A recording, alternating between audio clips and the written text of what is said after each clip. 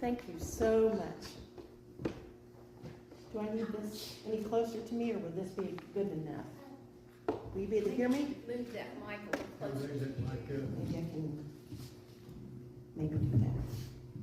Okay. So I want to take you on a kind of a trip through your imagination this morning. So we're going to engage your imagination. Ready? Imagine yourself as a 22-year-old woman. You're healthy and struggling to get a good job since you barely finished high school. You were abused for years, beaten whenever your father got drunk. You needed love and affirmation from your dad, but you didn't get it. So as an adolescent, you turned to the boys that you were dating for affection and connection, for belonging and approval. And that led to sexual relationships. Eventually, you got involved with a man you worked with at Walmart.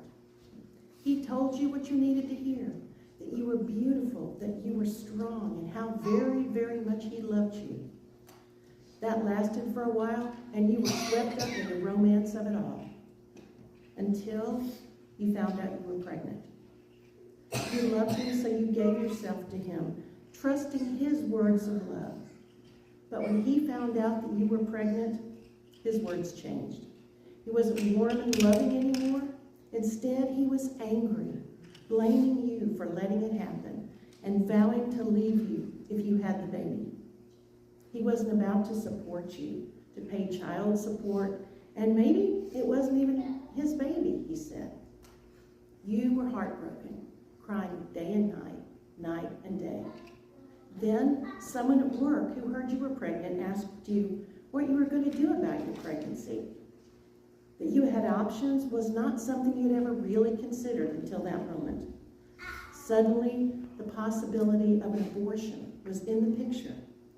You hadn't considered that, but the more you thought about it, the better it sounded. Otherwise, you would be alone, raising a baby, with no dad in the picture, no support at all. And that idea just terrified you. An abortion could erase the pregnancy, and you could go back to the way things were before you got pregnant. You could potentially even keep your relationship with your boyfriend. Well, once you made that decision, you were eager to move forward with an abortion. Right away, as fast as you could, you found an ad online that talked about a place to go when you were considering abortion. It had the word choice in it, so you assumed that it was an abortion clinic. It had a number to text, so you reached out late one night. You texted back and forth with a nurse who answered lots and lots of your questions. She explained that you weren't actually talking to an abortion clinic, but a nurse at your Choices Randolph.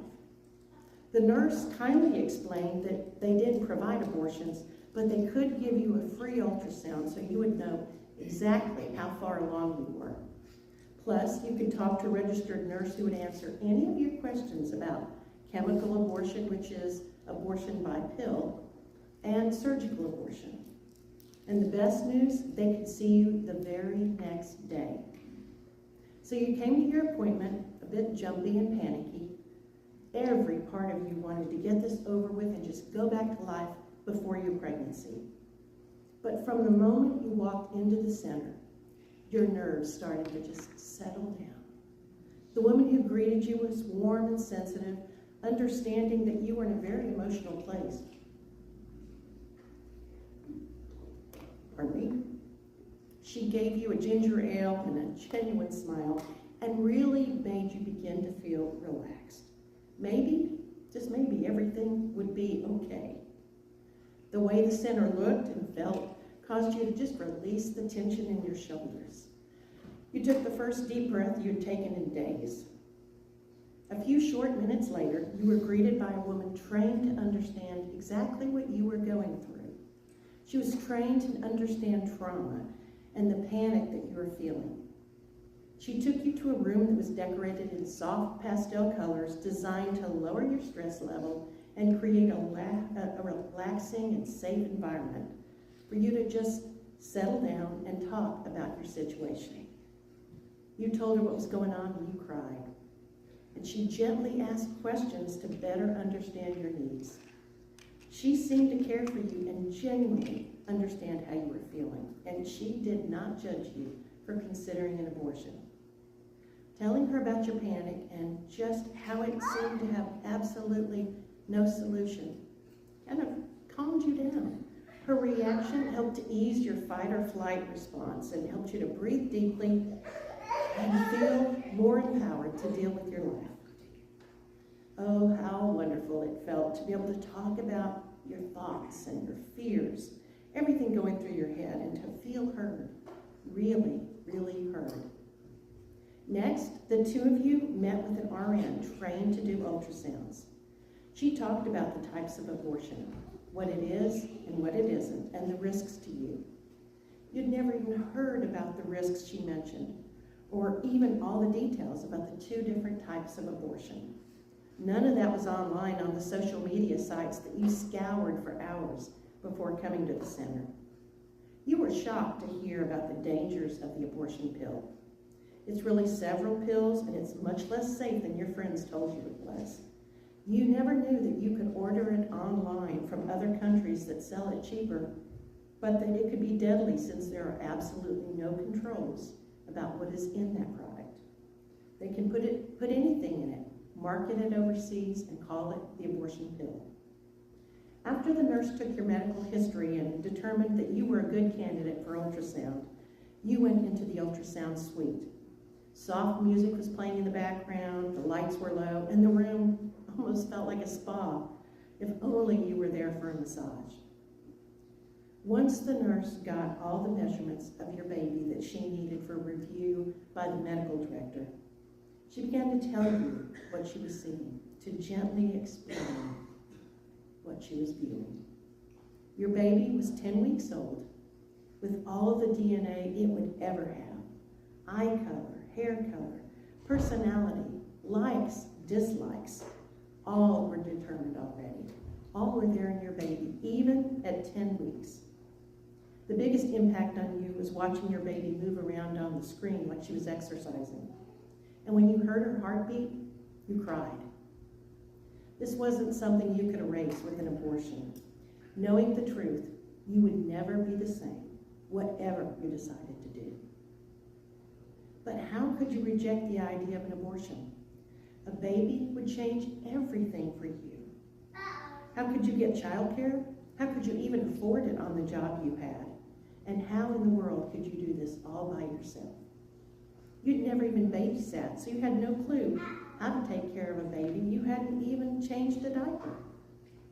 That's when your advocate told you about the services that your Choices Randolph offered. They had maternity clothes and baby clothes at a 2T, and they could help you with diapers, wipes, and formula for a full 2 years after your baby was born. Then she told you about the prenatal and parenting classes that you could take with a bunch of other moms and some dads, and you could even bring a friend or your mom if you wanted. You would learn how to take care of your baby and how to be a good parent to her. And at the end of the series, your class would have a big baby shower where you would be just showered with hundreds of dollars of items, plus one large item like a crib, a high chair, a car seat, whatever you needed to bring your baby home safely.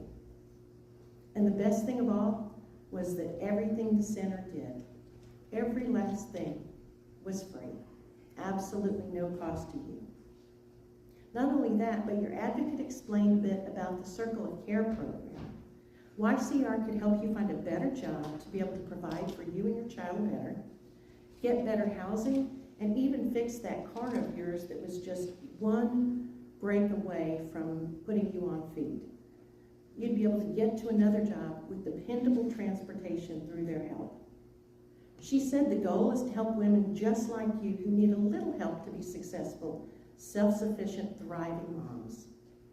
What a relief it was to hear that real help is available to you.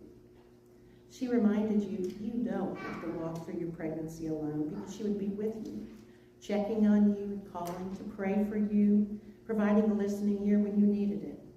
She also explained that YCR had a 24/7 nurse line that you could call anytime, whether if you have a question or just need somebody to listen, they were there.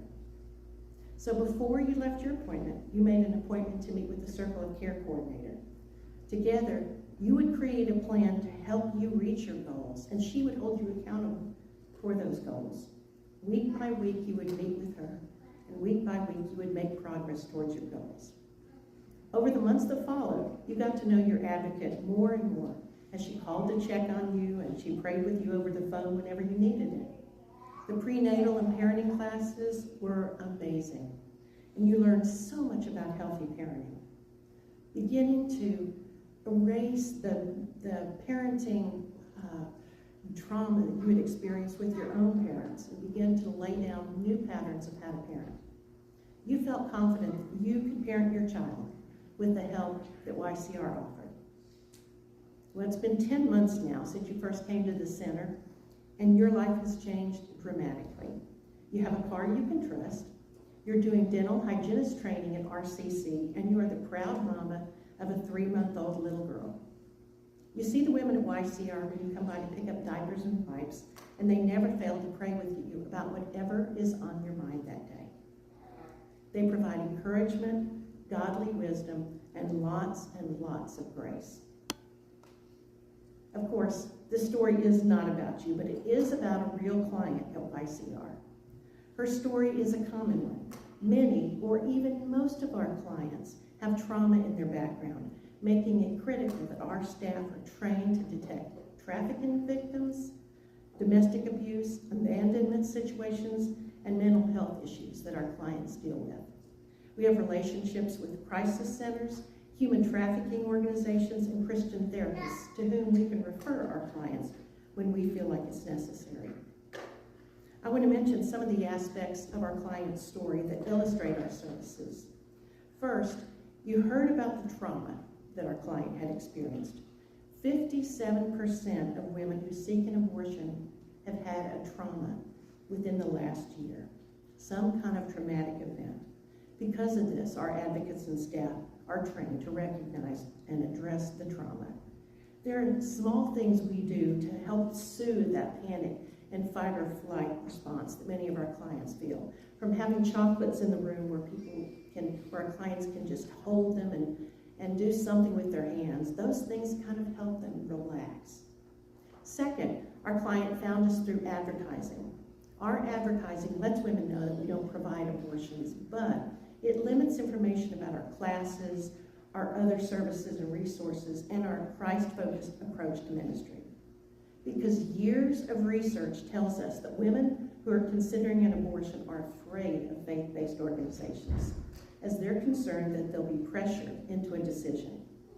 They don't want to see pictures of happy moms and big happy babies smiling at them, and because they don't believe that we can then relate to their story when they're not happy. If you visit our client website, you'll see that it's geared toward women who are considering abortion. Our goal is to woo them into the center where they will learn that we're not going to judge them and we won't pressure them into a decision. But through our coaching and our services, our hope is to make it easier for them to choose life. And that's always the result we want. But we don't get the chance to influence these women if we don't get them into the center. As our client learned, all our services are free. Clothing, medical services like pregnancy tests, STD tests, ultrasound screening, classes, and all the items they receive there and at the baby shower are offered at no cost to our clients. And that's essential because 56% of our clients are either unemployed or make below $15,000 a year. And another 23% make under $29,000. So it's imperative that we offer these services free to our clients. Now the cost to us is obviously high, as a single ultrasound costs about $400. That's why your financial partnership is so very critical. It allows us to keep offering these free services. And research tells us the most commonly cited reason for an abortion is financial. That may not surprise you at all. Our 24/7 nurse line is new this year and has been an amazing addition. Women who just found out they're pregnant often feel their lowest and most panicky in the middle of the night. and no one's available for them to talk to. So having a nurse available to talk by text and provide them with reassurance that they're not alone and that we care is priceless. Plus, research tells us a woman makes a decision within 24 hours of learning she's pregnant. So if we can schedule her ultrasound immediately, there's a much better chance we can prevent her from even contacting the abortion clinic. A new report says the median time from deciding to have an abortion to trying to get one is 2 days. So if we're unreachable on weekends, holidays, or evenings, that clock keeps ticking and we may miss our opportunity. We've learned this year that sometimes the nurse line is the only way we will ever have contact with someone. Many times they'll reach out and ask us questions and then they'll ghost us and stop responding for maybe 2 weeks, and we'll finally respond to a text.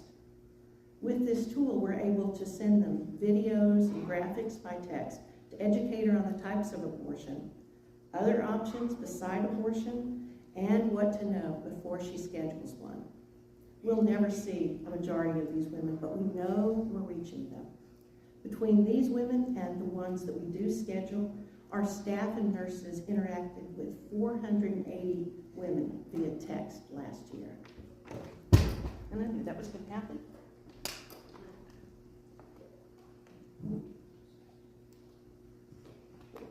Next, our prenatal and parenting classes are an amazing way for us to impact our community.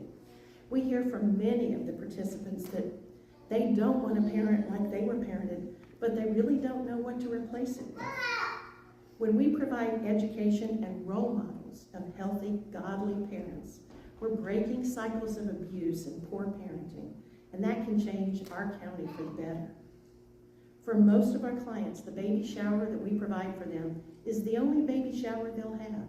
So many of them are in circles where their friends and family just can't provide a baby shower for them. And we want to make sure that our clients can bring their babies home safely with all the right equipment. Now, while the father of the baby was not involved in this picture, in the story we talked about, many are. When that's the case, we involve them from the very first visit, the initial ultrasound, and through the parenting classes and after. We know that the presence of dad in the life of a child affects so many things: academic progress, the possibility of ending up in jail, success later in life, and even emotional resiliency. Because dads are so crucial to the emotional health of children, we've started a fatherhood initiative that's beginning to grow. Mature, older dads participate in our parenting class, providing role models and getting to know the dads that go through those classes. As they get to know them, then they can begin to mentor them, invite them out for coffee, ask them over to have a game night or something, and help them grow into their roles as young dads. One day a week, we have a pastor who is on site to meet with the dads who come in with their girlfriends and give the opportunity to talk to them. When the men are willing to meet, he talks with them and helps them see how crucial it is for him to speak up and support her, telling her not that it's her body, her choice, but that he'll support her in the decision to be a mom. And whether they stay together or not, he'll be there for the mother and her child. Now, the single biggest influence on a woman is the father of the baby, as we saw in our story. Had the father been in her corner, she would have felt empowered to have her baby. Instead, it took providing a whole network of services and support to fill that role. Next, our client referred to it when she mentioned that her advocate would pray for her when she called her. All our encounters with clients are an opportunity for us to share Jesus, whether with just a prayer or an opening to talk about how Jesus has affected our lives, and to help her understand how he can change hers. The gospel was shared 492 times in 2024. While we value life for unborn babies, eternal life, abundant eternal life for women and moms is every bit as important. Finally, our Circle of Care program has been in place for a bit over a year now, and it is a huge success. It allows women, especially those who are considering abortion, We get critical assistance that makes it easier for them to choose life for their babies. Statistics commonly say that the most common reason that women seek abortion is for financial reasons. This initiative provides assistance to women who need just a little bit of help to become self-sufficient and are willing to put in the work, be accountable, and demonstrate progress through their meetings with the program coordinator. We've seen women complete schooling, obtain better jobs, and develop self-confidence and self-respect to parent their children. In an effort to keep you as our donors better informed on what's going on with our clients, how the ministry is growing, share client stories, and even prayer requests, we have now launched a donor website. It can be found at friendsofycr.org. That's where you can learn about the women who changed their minds, like the 117 women that did that in 2024. We share so many stories on that site. You would love to visit it.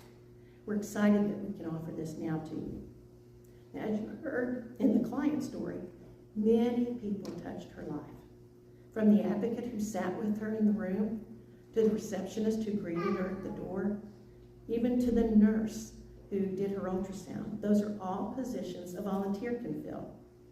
Additionally, we have a need for people to sort the clothes that she and others get for themselves and their babies, help us receive donations of items, facilitate classes like the ones you heard about, complete administrative tasks, and even volunteer short-term for special events. If that's you, I have some information in the back that I can give you about our volunteer opportunities. And don't worry, we'll train you so you will feel equipped. If we can bring it up, I want to share a video that demonstrates the critical role centers like ours play in the lives of women and their children. We help them move from seeing a problem to finding a purpose. Have you got that? It should be embedded in that PowerPoint.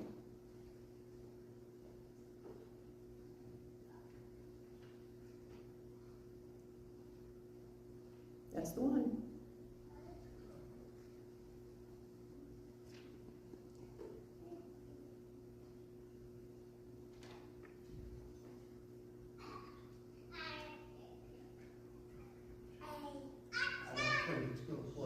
I'm sorry? I don't think it's going to play. There we go. You just have to get the volume up. I decided to call a random pregnancy center a couple states away. And the lady who answered the phone changed my whole life. And the funny thing is, I don't even know her name. A lot of you don't know this, but I got pregnant as a result of. Another thing that you need to know about me is that I also grew up in an extremely devout Christian family. I had always been raised to value human life. In fact, my dad was the vice president of our local pregnancy center. I also grew up during the 90s Christian era, which was extremely centered on purity culture. The pastor of my church was Joshua Harris, the guy who wrote the book, I Kissed Dating Goodbye.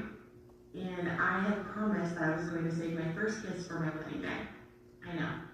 So you can imagine my horror when I, the girl who had never dated before, the good Christian girl, found myself pregnant. And even though I was pro-life, my gut reaction was to schedule an appointment at Planned Parenthood for that Friday afternoon. But 2 days before my appointment, I called a pregnancy center a couple states away. I knew that if I called anyone in my state, they would immediately know who I was because of my dad. And when the lady answered the phone, I couldn't even. She let me cry, and she just said, "Oh, honey, I'm here with you on the phone whenever you're ready." When I was finally able to collect myself enough to speak, I shared with her about what happened, and her response just blew me away. She said to me, "Sex doesn't make babies, God does." There are many women all over the world that have sex all the time, hoping and praying that they'll have a baby, and for some reason they don't. And there are women all over the world that have sex and don't want a baby, and for some reason they do. And for some reason, God is choosing to give you a life out of this terrible circumstance. Immediately, this overwhelming sense of peace came over me, and I knew that she was right. For some reason, God was choosing to give me a baby, to give me a life out of this situation that I thought was going to be the death of me. And so Friday morning, I called Planned Parenthood and I canceled my appointment. And the lady from Planned Parenthood, her response also surprised me. You see, she knew that I was a Christian because that's something that I shared with her when I booked the appointment in the first place. She said, Angela, you know that if you go through this, you will never be able to travel again or be a missionary or any of those other things that you said you wanted to do. We can take care of this problem for you so you can live your life and fulfill all the dreams that God has given you. I thought, what? Like, this lady was seriously trying to use my faith as a reason for me to get an abortion. And the difference between the two calls for me was so staggering. With the first call that I had, I hung up the phone feeling hopeful and empowered. Of course, I was still nervous and afraid, but overall, I had this overwhelming sense of peace, like, I can do this. But my call to Planned Parenthood was so different. When I hung up the phone with Planned Parenthood, I felt like this baby was a problem to get rid of, not a life to be cherished or enjoyed. And because I canceled that appointment 9 years ago today, not only am I still able to travel the world and do all the things that the lady at Planned Parenthood said I would never be able to do, but now I get to do it with the most incredible human being that I've ever known. This is the problem that Planned Parenthood wanted me to get rid of, to avoid the shame and embarrassment and all the other negative emotions that I was feeling at the time. My daughter is no problem. She is the greatest joy of my life, and I will forever be grateful. To the stranger on the other end of the line, from a random pregnancy center in New York, that told me I could do it. I could be a mom. I could be a mom even by myself. I was strong and powerful and brave, braver than I ever knew I could be. And that this baby girl would be such a huge part of my healing, and that she would become the reason that I am a best-selling author, that I'm a homeschooling advocate, and that now I get to spend the rest of my life empowering women to stand in their power. My child was not my problem. She became my purpose, and I will forever be thankful. Anyways, if you made it this far, thanks for listening. That's the impact of what we do. While the client I've shared about didn't need it, we also offer STI testing for women.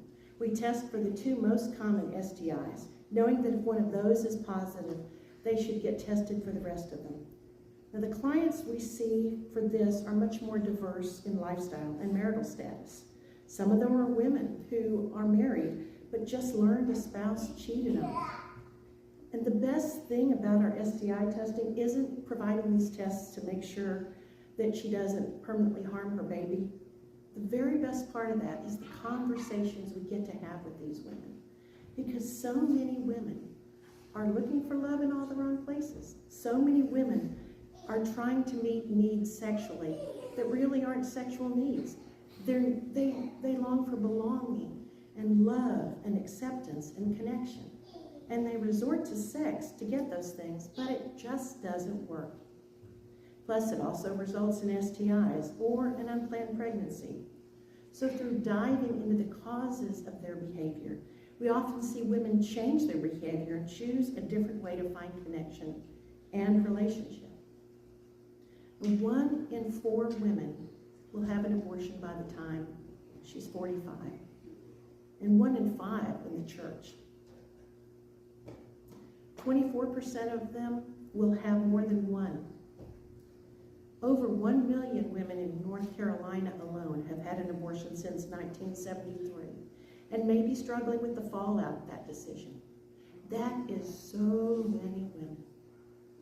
While abortion providers don't offer any kind of aftercare or services after an abortion for women who struggle with grief and guilt from the choice, we do. We offer abortion recovery for women who have an abortion somewhere in their past and are still experiencing the spiritual and emotional side effects of that decision. It's a vital part of our ministry, and it's part that I'm passionate about. If that's your story, I have cards in the bag. Reach out to me for confidential information about how to get started on a road to recovery. If you know a woman who, and that's her story, please have her give us a call. Our vision is to help create a county where the gospel of Jesus transforms and restores our culture into one that values human life, reinforces the biblical principles of sexuality in the family unit, and rejects abortion. In other words, we want to make it easy for women to choose life while providing the structure and classes and mentoring to create healthy, God-honoring, self-sufficient families. Just think what our county could look like if dads were engaged with their children, if both parents learned biblical ways to parent, if men and women rejected sex outside of marriage because they recognized the powerful impact of waiting for their life partner. What a change we could see. Now, as a nonprofit Christian pro-life ministry, we have very limited access to grants and other funding. In fact, most of the nonprofits in our county receive substantial grants, but our pro-life mission eliminates us from many of those. Most grants require that we be willing to hire non-Christians and eliminate the way we talk about Jesus among each other and to our clients. They would require us to stop praying daily as a staff and to accept all kinds of lifestyles. There have been occasions when we were in the running for a large grant until the discussion came down to our beliefs and how they affect our position on many of our social issues. There's lots of pressure to bend to what society thinks is acceptable, and if we did, it would make funding all the work we do so much easier. But we refuse to do that. Since we refuse to compromise our standards, we depend on believers like you and like Sawyersville and other churches and Christian companies to finance what we do. Your partnership matters so very much. In the book of Job, we read, "Because I delivered the fatherless who had none to help him, a blessing came upon me." I pray that you'll be moved to provide for these fatherless children and that your blessing will be great. Thanks so much, and I've got information in the back. I'll be delighted to meet with you and talk. I appreciate it. I think we ought to give her a hand of applause.